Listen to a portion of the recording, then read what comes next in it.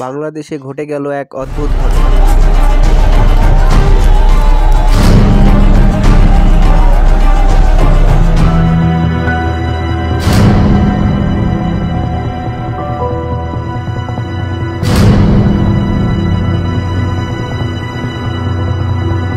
দ্বিতীয়বার আক্রমণের কেন্দ্রে ঢাকার ৩২ নম্বর ধানমন্ডির বাড়ি। শেখ মুজিবুর রহমানের স্মৃতি জড়ানো বাড়ি ভেঙে গুঁড়িয়ে দেওয়া হলো। শেখ হাসিনার অডিও বার্তার পরেই বুলডোজার দিয়ে শুরু হলো গুঁড়িয়ে দেওয়ার কাজ। রাত ভর চলে তাণ্ডব। ধানমন্ডির ইতিহাস থেকে মুছে দেওয়া হচ্ছে শেখ মুজিবুর রহমানের স্মৃতি বিজড়িত ৩২ নম্বর ধানমন্ডির বাড়ি। এমনকি গুঁড়িয়ে দেওয়া বাড়ির সামনে উল্লাস করতে দেখা গেছে মানুষকে। যে বাড়ি একসময় বাংলাদেশের বিপ্লবের আতুর ঘর বলে পরিচিত ছিল। বুধবার বাংলাদেশবাসীর উদ্দেশ্যে ভার্চুয়ালি ভাষণ দেন সে দেশের প্রাক্তন প্রধানমন্ত্রী শেখ হাসিনা।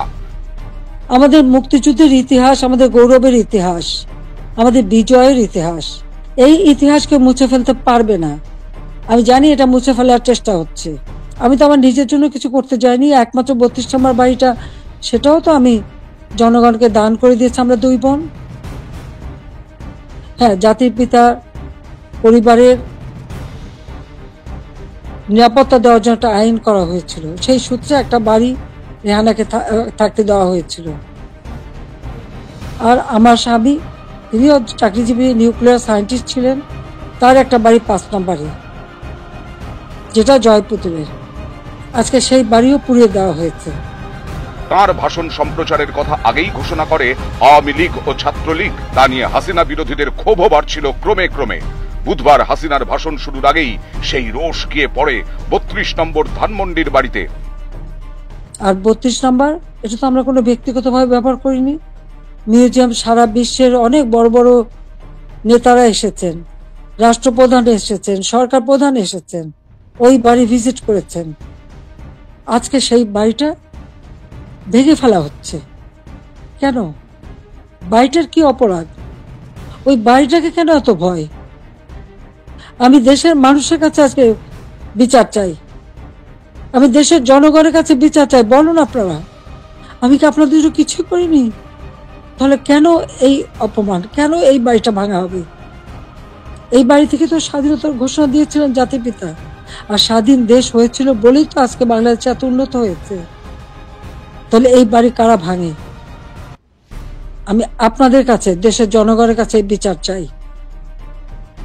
মুজিবের বাড়িতে তাণ্ডব, ভাঙচুর চালায় জনতা। পরে সেখানেও অগ্নিসংযোগ করা হয়। বঙ্গবন্ধুর শেষ স্মৃতিটুকু যখন ভাঙছে দানব সব যন্ত্র, তখন বাইরে উচ্ছ্বাস, স্লোগানে মত্ত সে দেশের মানুষই। গত ৫ই আগস্ট বাংলাদেশের হাসিনা সরকারের পতন হয়। তার ৬ মাস পূর্তিতে বুধবার সোশ্যাল মিডিয়ায় ভাষণ দেন শেখ হাসিনা। যে স্মৃতিটুকু নিয়ে দুই বোন বেঁচেছিলাম, আজকে সেই স্মৃতিটুকু ভেঙে ফেলা হচ্ছে। এর আগে আগুন দিয়ে পুড়িয়েছে, আজকে তা ভেঙে ফেলা হচ্ছে। হ্যাঁ, একটা দালান ভেঙে ফেলতে পারে, ইতিহাস মুছতে পারবে না। আক্রমণ করে ইউনূস সরকারের বিভিন্ন কর্মসূচির। সোনার বাংলাকে সন্ত্রাসের বাংলায় পরিণত করার দায় চাপান ইউনূস সরকারের ওপর। ঘুরে দাঁড়ানোর বার্তা দেন সমর্থকদের। বাংলাদেশকে ভালোবাসার বার্তাও দেন তিনি। হাসিনার ভার্চুয়াল বক্তৃতার কথা সমাজ মাধ্যমে প্রচারিত হওয়ার পরেই বুধবার বিকেলে ধানমন্ডির ৩২ নম্বরের বাড়িটি গুঁড়িয়ে দেওয়ার হুঁশিয়ারি দিয়ে ফেসবুকে একাধিক পোস্ট করেন ইনকিলাব মঞ্চের আহ্বায়ক ও জাতীয় নাগরিক কমিটির সদস্য শরীফ ওসমান হাদি। বাংলাদেশ ফ্যাসিবাদের তীর্থভূমি মুক্ত হবে বলেও বার্তা দেন।